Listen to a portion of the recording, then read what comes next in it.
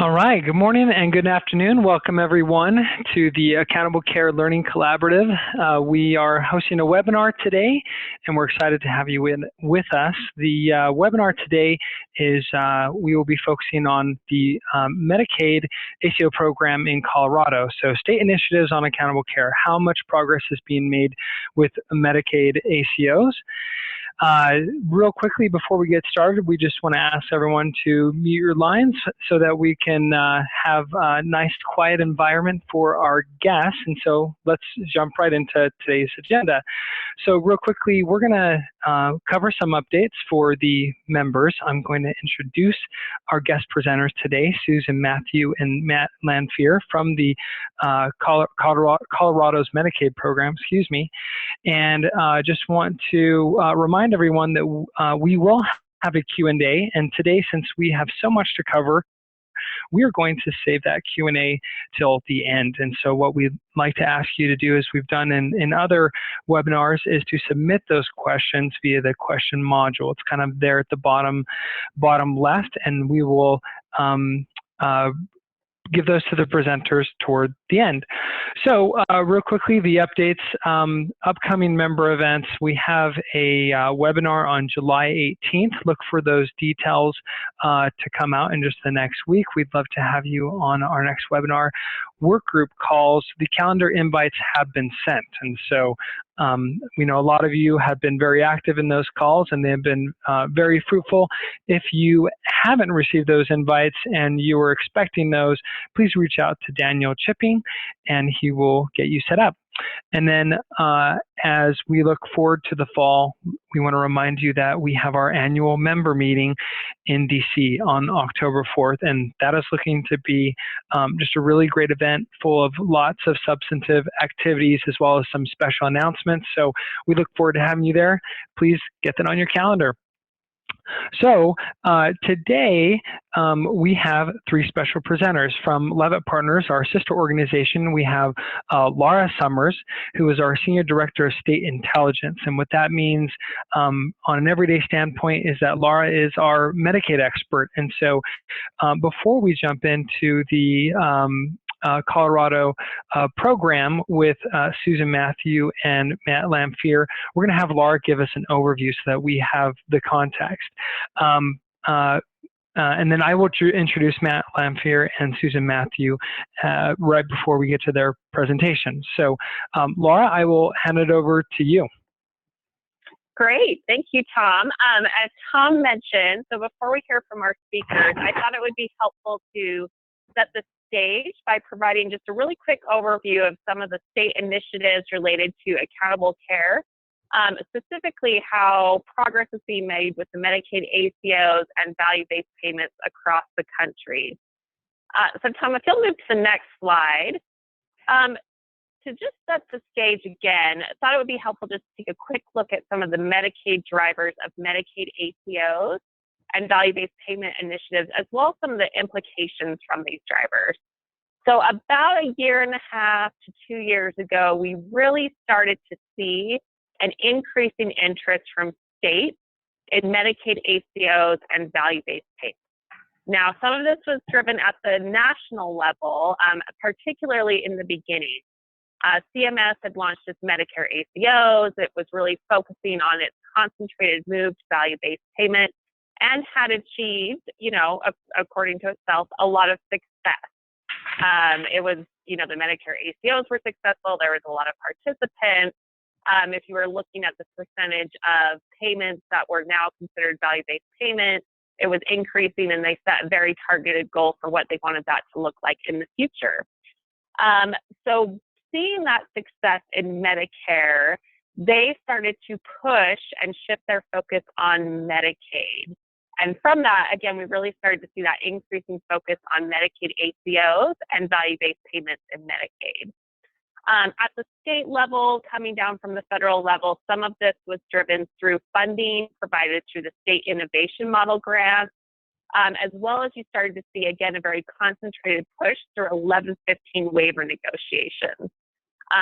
Some states were going in for some broad Medicaid reform proposals that they are pushing through 1115 Medicaid waivers.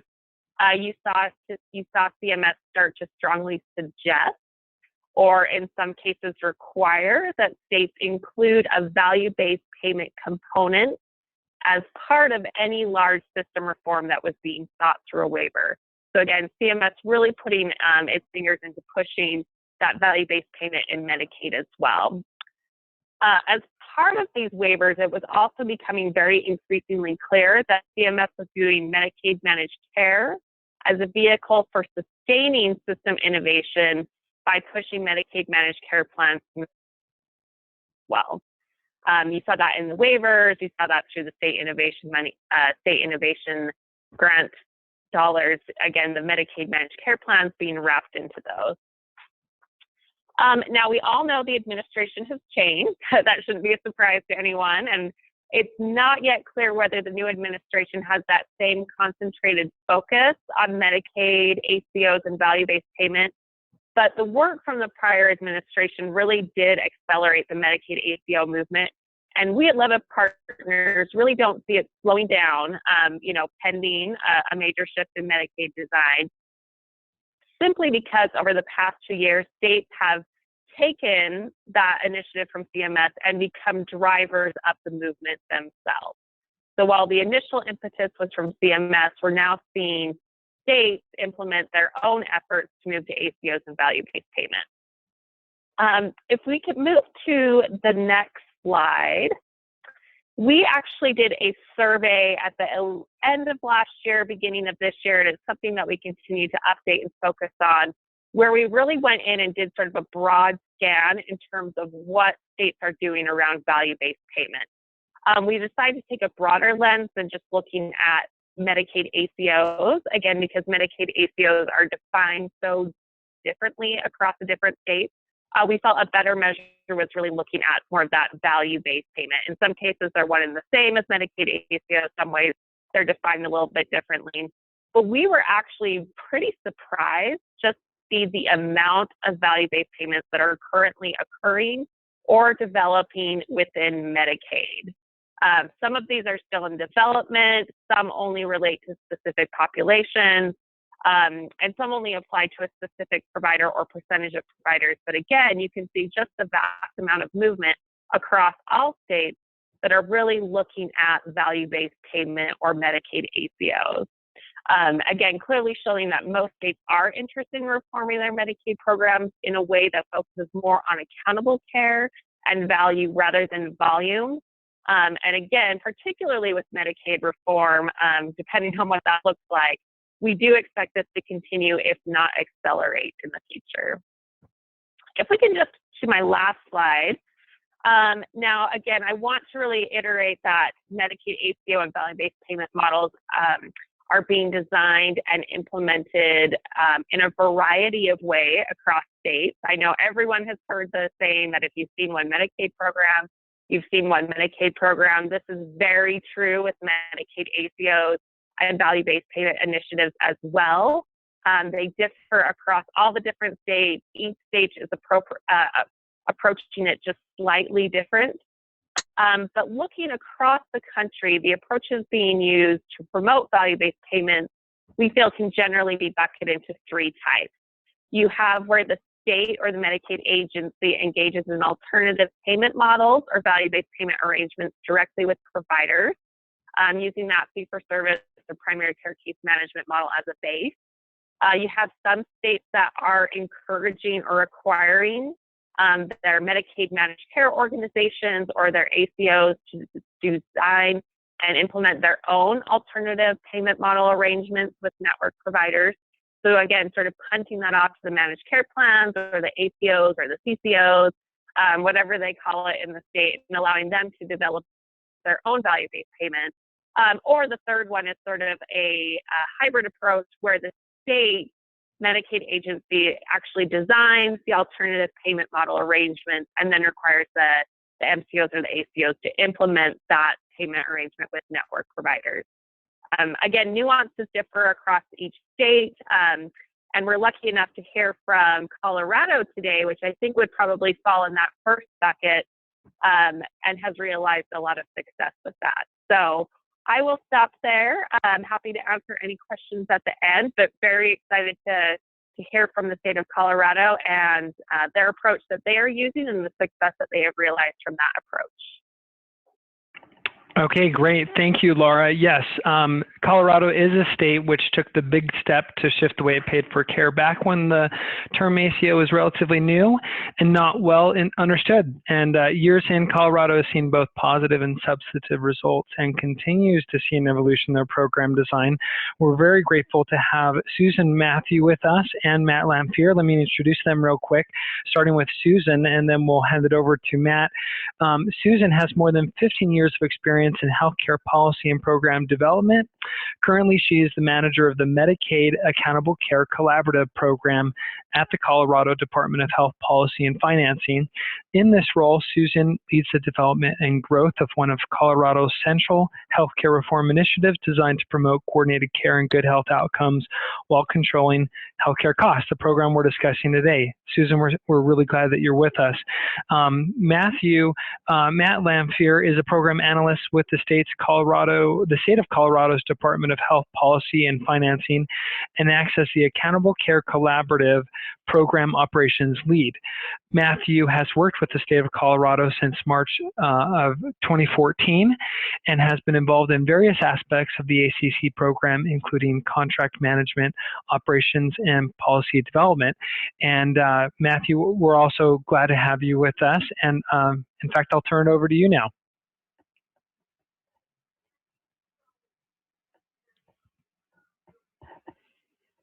So Matt, if you're on, you may be on mute. Yep, and I'll let. Oh, go ahead. Trying to make the technology work for us. Okay. Well, we are seeing your screen and now in presentation mode. Looks great. Okay. So what I'll do, and what Susan and I will do is I'll go ahead and give you guys kind of a primer on the program, some history, a little bit of the operations, our payment model, and just kind of how we got to where we are now. And then I'll hand it over to Susan, and Susan will kind of go over a little bit of where we see the program going in the future, the next iteration of the program, which is ACO Phase 2, and then a little bit of the results that we've experienced so far with the program. So what you'll see right here, it's really just kind of a visualization of the program's model. You'll see the patient-centered medical home at the center, and then obviously our care coordination bubble that we like to say, which is administered by the Ricos or regional care collaborative organizations, the healthcare neighborhood, and then of course the data and analytics component kind of supporting the entire thing. And that SDAC acronym you see down there at the bottom is for our statewide data and analytics contractor, which we'll get in here in a sec.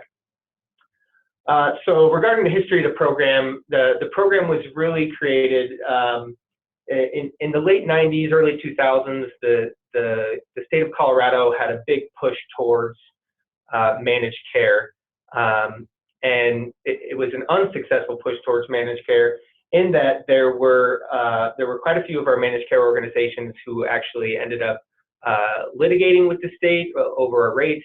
Some of them ended up winning, and so it kind of, for lack of a better term, left a bad taste in everyone's mouth for managed care in the state for quite some time. And what it left us with was 85% of our population in an unmanaged fee-for-service system, where we had the highest caseload and expenditures in the state's history of Medicaid. So around 2009, this was prior to the Affordable Care Act, a few of the great minds here at HICPUF got together and really developed this. And as Tom said earlier, and as Laura alluded to, this was really kind of when the ACO models were really in their nascent stages. So it's been an iterative process over the years. There hasn't been, while we have had one main model, obviously, there's been quite a few iterations of this program in that we've changed, key performance indicators, the way we paid out to our providers and Ricos, the amounts that we paid out. So we'll kind of touch on a little bit of that as we go along as well. Really, again, this isn't just another visualization that talks about how the program works. And really what you see here is you really see, obviously, the patient at the top, supported by the medical home, supported by the regional coordination, which is provided by our Ricos, and then really the data component underlying all of that, which provides the data to both our medical homes, which we call our PCMPs, or primary care medical providers, and our Ricos, regional care collaborative organizations. And really the data component is us providing our partners with actionable data so that they can support those our patients so that they can have better health and life outcomes. So the goals of the program are one, to have a focal point of care or medical home for all members, and we do that through our attribution process, which we can talk about kind of the nuances of that once we get into that in a sec. To coordinate medical and non-medical care and services for our members, to improve member and provider experiences, and then, as I mentioned, to provide data to support these goals, to analyze the progress, and to move the program forward through some of these payment mechanisms that we use. So as you can see, the program has really ballooned over the last 5, 6, 7 years. As I mentioned, we really started getting into the development of this program in 2009. We launched in fiscal year 2011-12, and as you can see, we had only about 132,000 members at that time, whereas we had 619,000 in Medicaid overall, and we've grown very rapidly over the last 5 years to where when we once had 21% of the state's overall Medicaid caseload in the program, we now have roughly 79%, and I think we might have actually ticked that up a little bit over the last few months.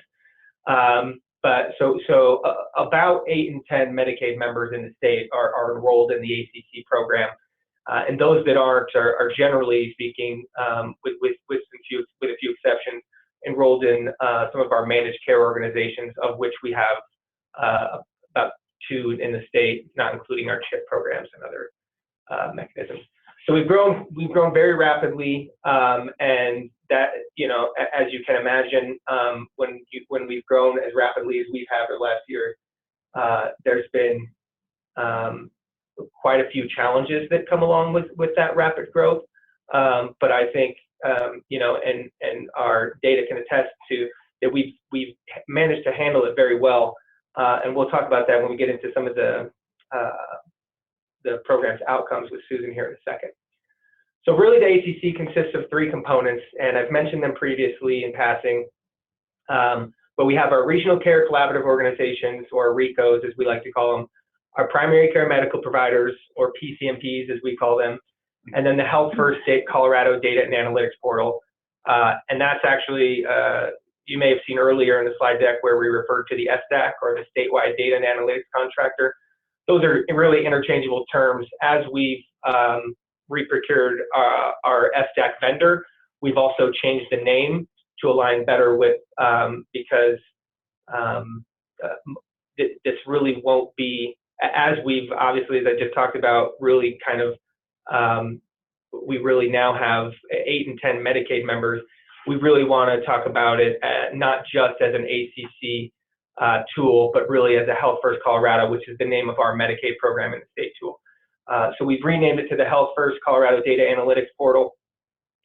But first, we're going to talk about the Rico component of the program. And why is it not working?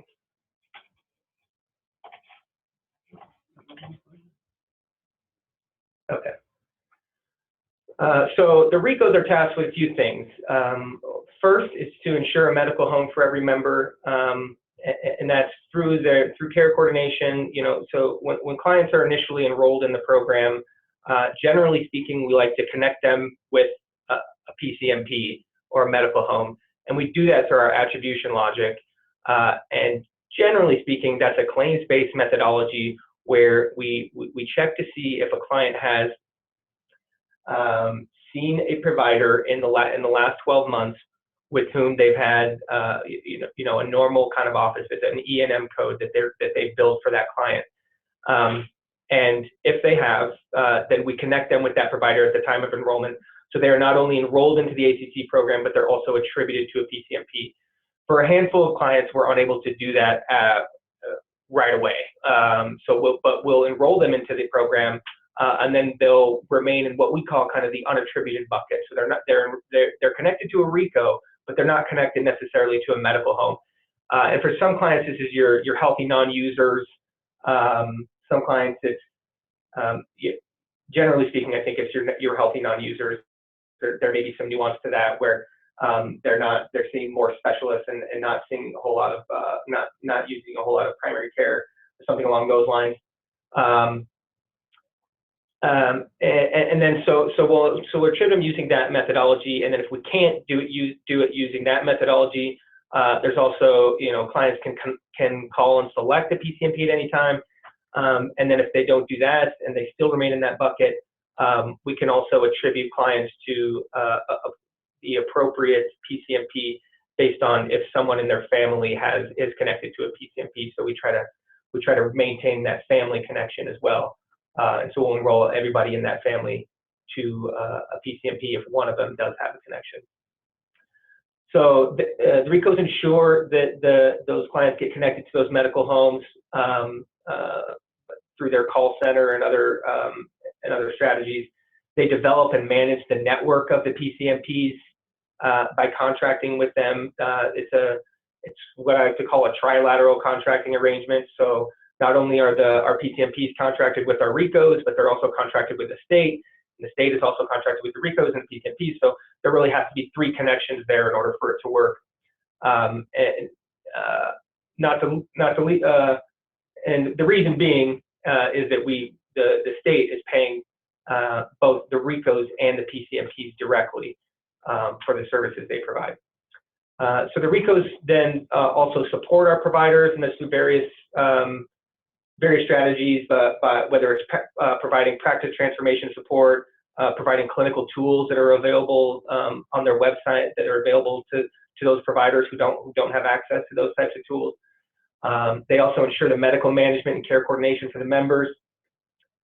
They report on progress and outcomes, not only through our data and analytics contractor portal, which kind of aggregates that data and allows us to analyze it in a way that's digestible, and then but they also through various program deliverables. They also report to us on care coordination statistics, network capacity, and things of that nature. And then ultimately, they're accountable for those the health outcomes of those members and the costs of those members through some of our payment mechanisms, some of which we'll get into those here in a sec. So I won't dive into those too much yet. So the way this program is designed is that there's 7 regions in the state, and as you can see, there's some pretty large regions. We have the one in the center here, which is Denver, is its own region, punctuated by some 3 smaller ones throughout the metro area, which you have kind of the Boulder area, Colorado Springs area, and then the suburban kind of Douglas County area. And then really you kind of have these 3 big massive regions at the corners of the states. So they're very geographically diverse just within one region. You can have a lot of geographic diversity, a lot of different types of populations you're dealing with. And obviously the reason for this approach, though, was to create, because we have such regional diversity just within our state, we wanted to really create regions that could focus on areas where they could provide regional solutions to those to problems that they were experiencing in terms of health outcomes. And then obviously there's just the nature of living in a large state with a lot of rural area. We want our vendors to be able to traverse those areas and really get to those areas where they need to provide those solutions that they need. So for the Rico payment model, which I don't think I've touched on very much, but we do provide a per member per month payment to the Rico. That has varied over the years. I think we started out somewhere close to $20 or so total for the PMPM, and that with the PCMP, and that included our SDAC data analytics contractor as well. We've reduced that significantly. I think the Rico portion of that was probably closer to somewhere around $14 or $15 when we first started out. It's now down to about 9 or 10, about $9.50, I think. So that's a per member per month payment that they receive for each member. One payment mechanism that we use to encourage the connection of those members to medical homes is that we reduce that PMPM for any member that's unattributed or remains unattributed longer than 6 months. We reduce that payment by about 35%. And then the next mechanism is the incentive payments for meeting the KPIs or key performance indicators. And currently we have 3 key performance indicators, which are ED utilization, well child check for children 3 to 9, and then postpartum visits. So ED utilization is obviously measured against a baseline, so it's expected improvement over a baseline performance, and then completion rate for well child checks, and then also a completion rate for postpartum visits. Actually, no, postpartum visits I think is measured against a baseline as well. Regardless, so we have the 3 KPIs that we use to pay both the Ricos and the providers. We don't pay the providers, we pay the providers based on regional performance. So really it's all about that regional performance, and if the region meets its targets on those KPIs, then the providers will get paid, and vice versa, obviously. So it's really about driving those performance and incentivizing the Ricos to support those practices to meet those KPIs. And then another, what I consider kind of or somewhat unique feature of the program is that the Ricos, while they're tasked with providing care coordination for our members, oftentimes they will delegate those care coordination duties, especially to some of our larger providers like our Kaiser Permanentes, our Centuras, those that are have the capacity and the ability to support those members at kind of a population health level. The Ricos will then pass through some of that money that they would otherwise receive as a PMPM to some of those larger providers. So then really the providers are receiving the bulk of the total PMPM payment between the two. The next component of the program is obviously the TTMPs, or primary care medical providers, and they are tasked obviously with care coordination, coordinating medical care. They serve as the client-centered medical home. They provide the comprehensive primary care for the clients. They educate the clients to promote self-management of various comorbidities. And then they also contract with the state and an individual Rico, which we talked about previously.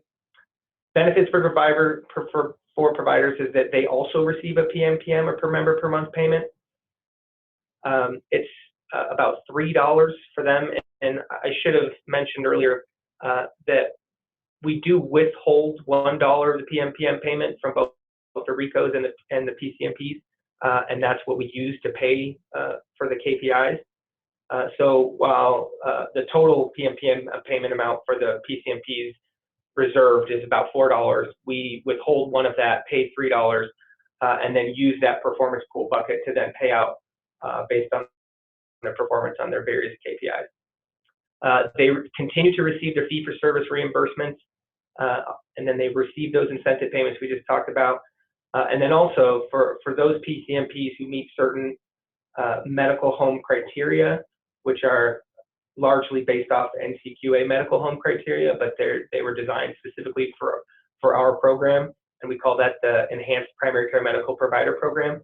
For those PCMPs, they're able to earn an extra PMPM of about 50 cents for meeting those factors, of which they can meet 5 out of 9 in order to be licensed as a PCMP for the program. Other benefits for providers, they receive help with navigating payment and administrative hurdles. I think that's one of the biggest benefits of the program, is that the Ricos, for both the providers and for members, they really serve as an added layer of resource for our clients and our providers, in that, as I'm sure most people from other states are aware, we're very resource constrained in what we can provide to members and providers. We have hundreds, maybe thousands of providers, over 1 million members now, and we really just don't have the resources to really be able to connect with all of them and answer all the questions that they have on a daily basis, especially with a program as complex as this is.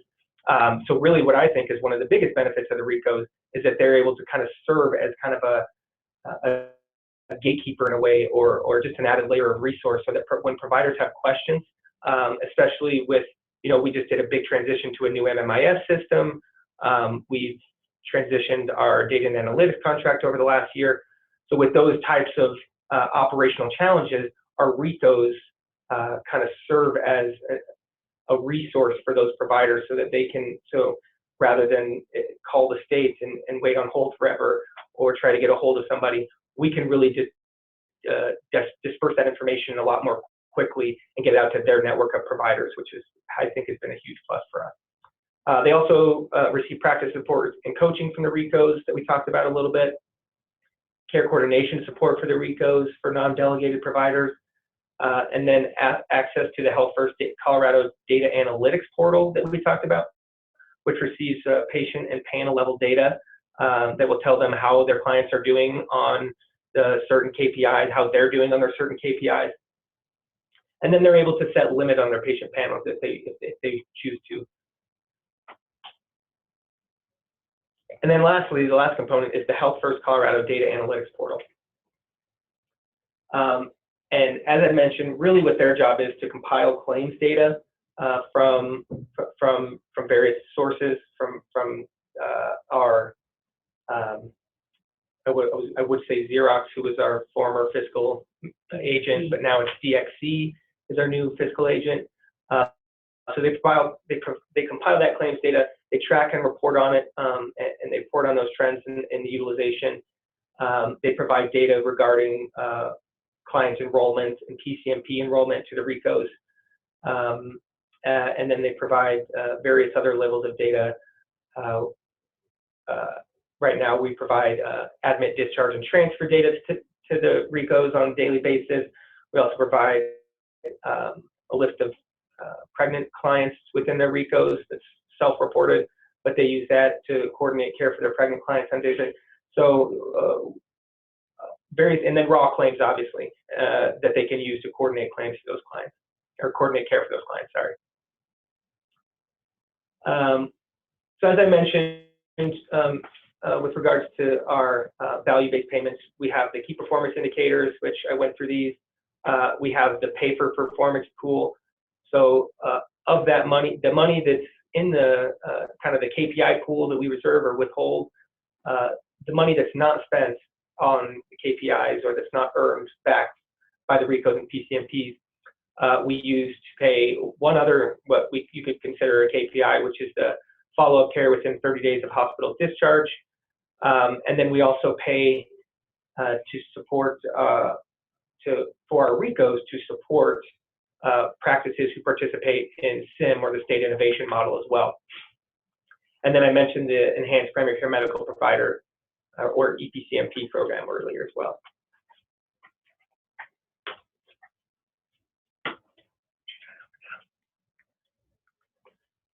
So what I'll do now is I'm going to turn it over to Susan, and she can kind of talk about some of the accomplishments of the program and dive a little bit more into the ACC Phase 2 and the APM that we're rolling out with next year. Great, thanks, Matt, and thanks everyone for joining us this afternoon for those of you on the East Coast. Factors. This is an additional program that we started in July of 2014, And we worked really closely with stakeholders, recognizing that a lot of practices were probably doing work that demonstrated kind of a greater level of medical homeness. Not even sure that's a word, but it's kind of how we talk about it. And so what we did is we withheld from that performance pool money that we created. We support practices who can demonstrate that they have met 5 of 9 what we termed enhanced primary care factors. We worked with our stakeholders to align these activities with some of the NCQA requirements. We also have here a Children's Medical Home Certification program that we use to align, and really the thinking was to support practices that were already doing some of this work, recognizing that it's challenging work, and also to encourage practices to continue to push themselves and take on new activities that we believe will improve the outcomes for our clients. So we did come up with these 9 factors, and then some practices met all 9, some practices met the 5, or did not demonstrate that they met more than 5. And they are 94%, the vast majority of practices who met the criteria, who hit that 5 of 9, did report that they had timely clinical advice by phone or electronic message, down to kind of the 50% with on-site behavioral health care providers, and then 38% with a patient-centered care plan. Some of these activities are harder to engage and to complete, so we're not surprised at kind of where we landed with these different activities. We, over the past couple of years, have explored whether we should enhance the work and ask more of the practices, and ultimately we decided that for this last year, we are in a re-procurement phase for the ACC right now. So for this last year, starting in July, we really were going to keep things where they are right now because there are a lot of other moving pieces, which we'll talk about in just a few minutes. But overall, we've been pleased with the performance of these practices, and we actually, Colorado Health Institute, which is an organization here in Denver, is doing a short analysis of this program for us. So we're anxious to see those results and see where we may have some changes that we could make for the next phase. Overall, we've been pleased with the performance of the ACC. We feel like the program has accomplished several of its goals. We have seen improved health outcomes. Emergency room visits are decreasing. Hospital readmissions have dropped. We've seen an increase in the rate of prenatal care. And one of our early key performance indicators was use of high-cost imaging, and we did see a decline in that to the point where we stopped actually using that as a KPI. We've also seen evidence of better coordinated care. More Coloradans are connected to a medical home, which is the single greatest predictor of improved health, especially for individuals struggling with complex health conditions. We've also seen greater coordination care with our behavioral health care services and needed community support like transportation services.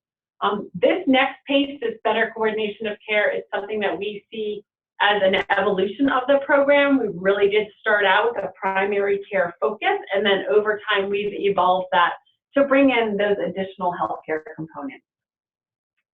Finally, we do feel like with smarter use of resources where providers are being paid for quality outcomes, we have built in some of these performance metrics, really with the goal of preparing practices and helping them be ready for greater at-risk payments.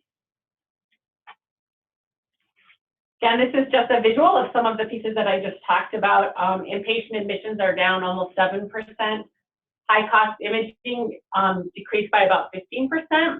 We've seen an increase in the prenatal care rate of about 24%, and then a decline in emergency room visits.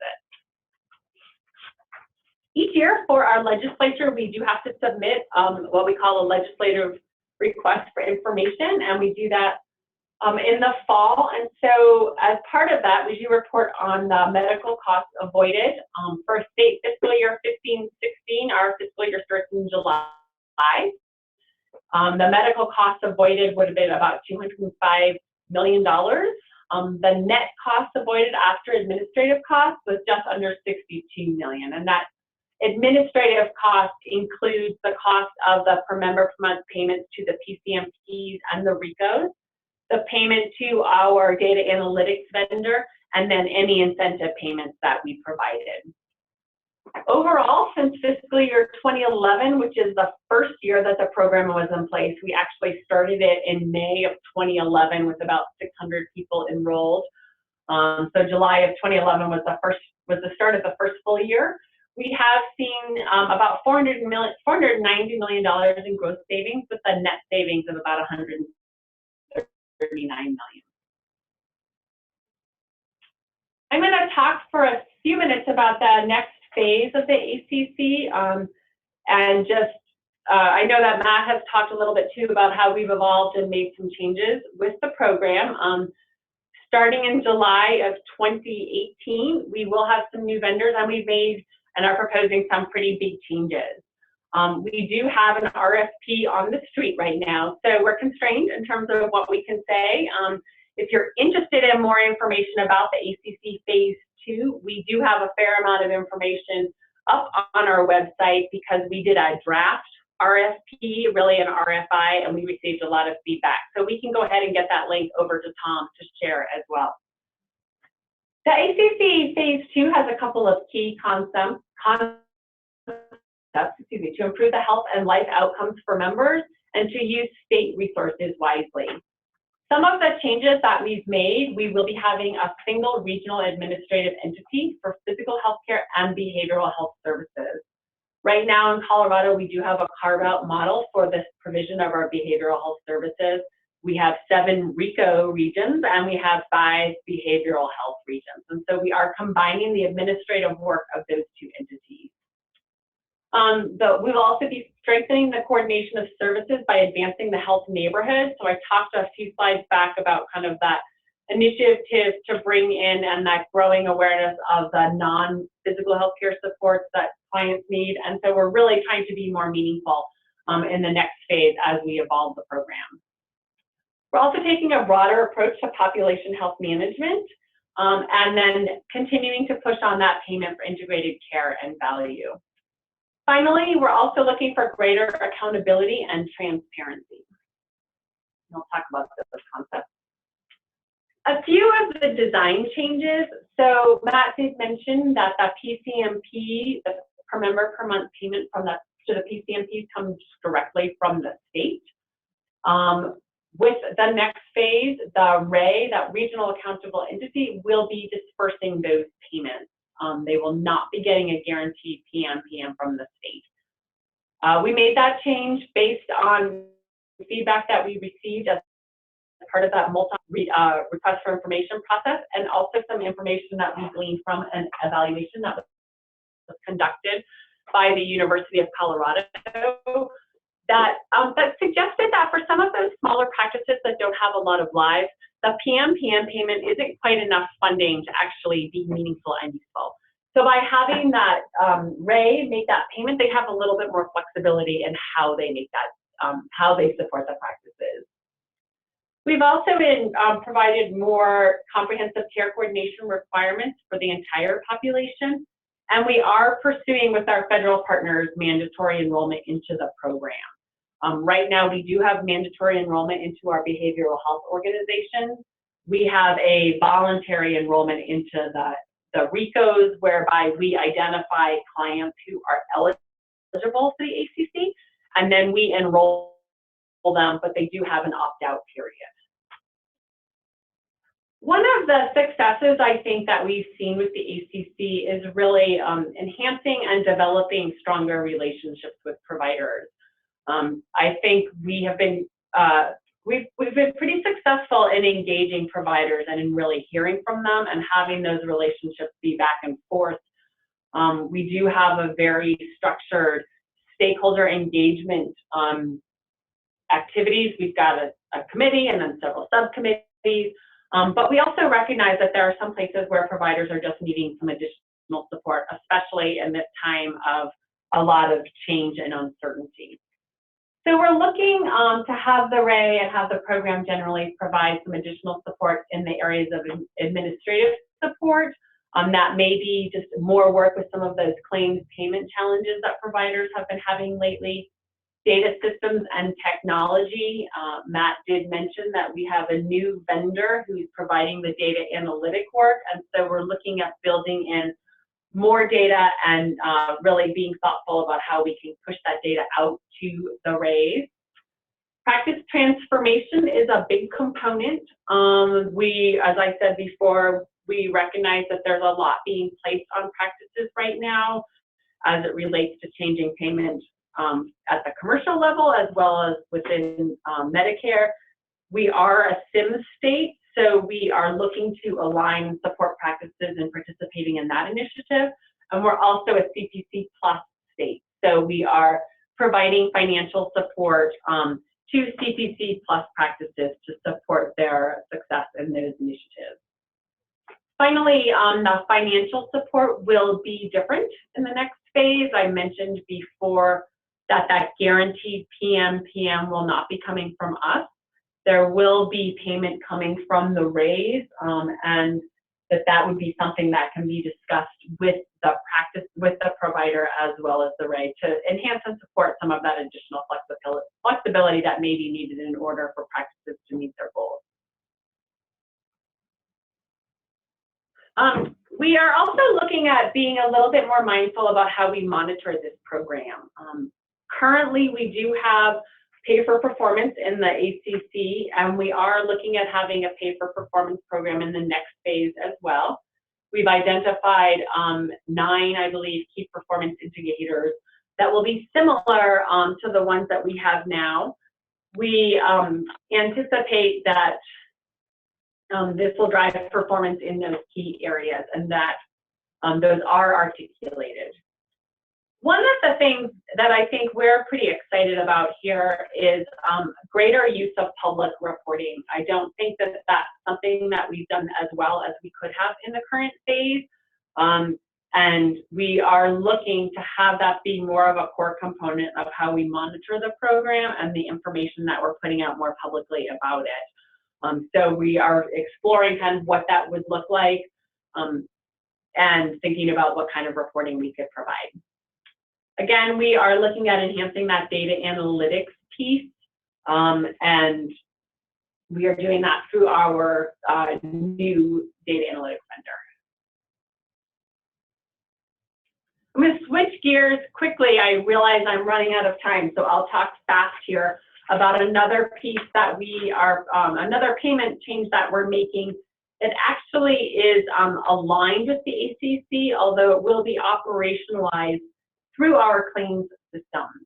So our goal with an alternative payment methodology is really to provide sustainable, appropriate funding for primary care that rewards high value, high quality care, and making that sustainable investment that will reward performance and create delivery system alignment. We're pursuing a couple of different avenues for this primary care change. One is for federally qualified health centers, and then the other one is really for our non-FQHC providers, where we're really shifting the payment for volume into a payment for value.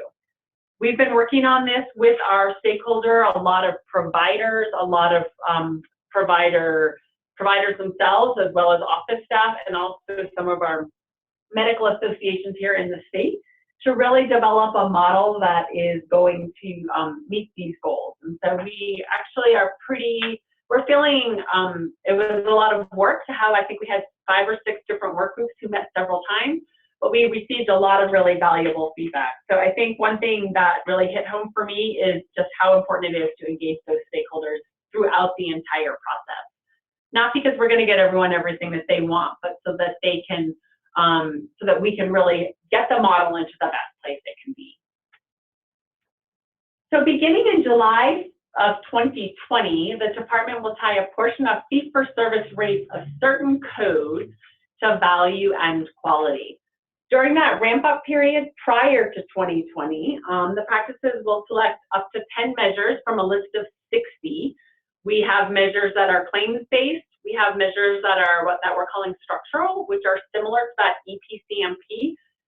And then we also have some clinical quality measures. The practices will be able to select measures where they think they can have success, And then their performance on those measures will be compiled into a score, which will then determine the level of fee-for-service rate enhancement on those fee-for-service codes, that specific set of codes, which we're calling the APM codes. So this slide just demonstrates how those scores will translate. So the total number of points that a practice can achieve is 190.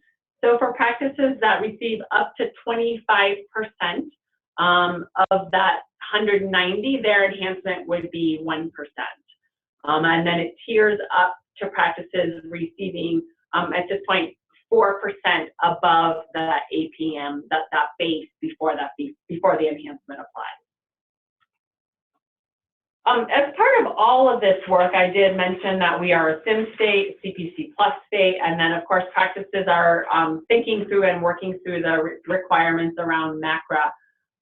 How do we, I think one of the primary goals of all of this work is really to help practices be successful in these other initiatives. And how do we get them the support, which can be fiscal and financial, of course, but also some of that other support that they need in order to maybe think about the way that they are providing services to our population. We do have about 23% of the total of all Coloradans are now covered by Medicaid. So how do we get them to really be thoughtful and to have the capacity to take those next steps in improving ultimately the outcomes for our clients? So I'm sorry we went a little bit over, but we still have a few minutes for questions. Okay, well, thank you so much, Susan and Matt. This was really great. We do have a few questions to the queue, so I'll jump in and let everyone else know to submit questions real quickly if you do have them. The first one says, you mentioned the critical role that data and analytics plays. What efforts have you and the RCCOs undertaken to assist providers in transforming the data into actions related to practice changes? Anything you could speak to there? Sure. Really, well, so I will say that actionable data has been somewhat of a challenge. I think not just for us, but for everybody in the healthcare world. And so one of the challenges we have is obviously claims run out. And so a lot of the data that we do provide to our vendors can be a couple months old. There's obviously some exceptions to that rule. We provide updated pregnancy lists on a daily basis or on a monthly basis. We provide ADT data or admit, discharge, and transfer data on a daily basis. And then we're working with our regional health information exchange to really beef up some of those processes and provide data to our providers that's a bit more actionable.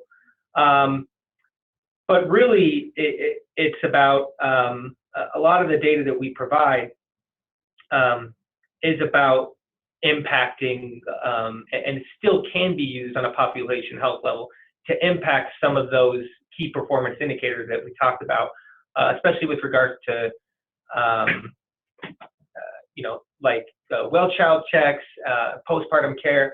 One of the things we're doing in our new portal is the providers will actually be able to go in and see which of their clients have received a well child check, for instance, and which of the kids haven't received a well child check. So they can use that. They can then use that to provide, mailings or reminders or IVR calls to their clients to remind them that they still need to get in for that well child check, for instance. That's just one example of some of the stuff that we're doing to make that data more robust and more actionable. Yeah, does that answer your question? Yeah, no, I think that's great. Actionable data sounds like has been the focus. Thank you, Matt. Okay, so another question. This is zooming out just a bit, and that is considering all the certainty, the uncertainty surrounding Medicaid at a national level, what impact do you feel what impact would have on Medicaid expansion and financing overall on the ACC? Yeah, that's a great question, and one that we heard a fair amount throughout our legislative process, which should surprise no one. At this point, we are proceeding with the laws of the land. We feel strongly that the work that we are doing would apply, and in fact, if we were to find ourselves in a space of more limited resources, we feel like we are headed in the right direction, and that changed reality would actually add more import to the work we're doing around helping practices operate efficiently, helping our members. We didn't talk about client engagement, but we are doing some work in that space around how we help really everybody who's a healthcare consumer can improve in this area. I think how we can provide some resources in that area, how we can ensure that we are paying for value and using what may be more limited resources in the best way possible. Okay, great. Yeah, that makes a lot of sense. So we have a couple questions here related to behavioral health, and you mentioned behavioral health a few times, or it was included in your presentation. Maybe a more pointed question would be, how has the ACC approached the area of social determinants of health? So I think we feel like that's kind of the next, that's the space we are moving into. As I said, originally we were really, our primary goal was getting people aligned and hooked up with a primary care medical provider. Moving forward, I think we're all recognizing that while it certainly has a lot of utility and a lot of need, there are so many other factors. So we've tackled that in a couple of different ways. We do work closely with our Rico partners, and we have a kind of an initiative spreadsheet with them where they share the work that they're doing. A lot of that activity is related to interactions with housing organizations. We also have what we kind of this Colorado Opportunity Framework piece work that we've been doing, which is really around thinking about those non-health factors that can have a large influence on people's life trajectory. And so for a period, we are ending this work actually at the end of this month, but for a period of 2 years, we did provide additional funding to the Ricos to really have kind of proof of concept targeted interventions and targeted activities in a community within each Rico. And so they really were able to focus on things such as getting hooked up with organizations. A lot of kind of community colleges often were doing this work to help people when they file their taxes to make sure that they're getting any earned income tax credit, or to really be thoughtful about helping people get hooked up with food assistance if they were in a place of food insecurity. So through that work and those lessons learned, we're really trying to infuse that more broadly across the program. Okay, great. Well, we are very excited, looking forward to phase 2 of the ACC, and I'm sure our team and all those on the phone will pay a lot of attention, being that we've been given some great background. Susan and Matt, thank you so much for your time today and making time in your schedules to spend with us and give us this deep dive. We really appreciate it. Thanks for having us. All right, so to all of our members, we will sign off and just mention that a recording and the slides will be available shortly after this call, and we invite you to join our next webinar on July 18th. So look for those details, and thank you for joining. Bye all. Take care.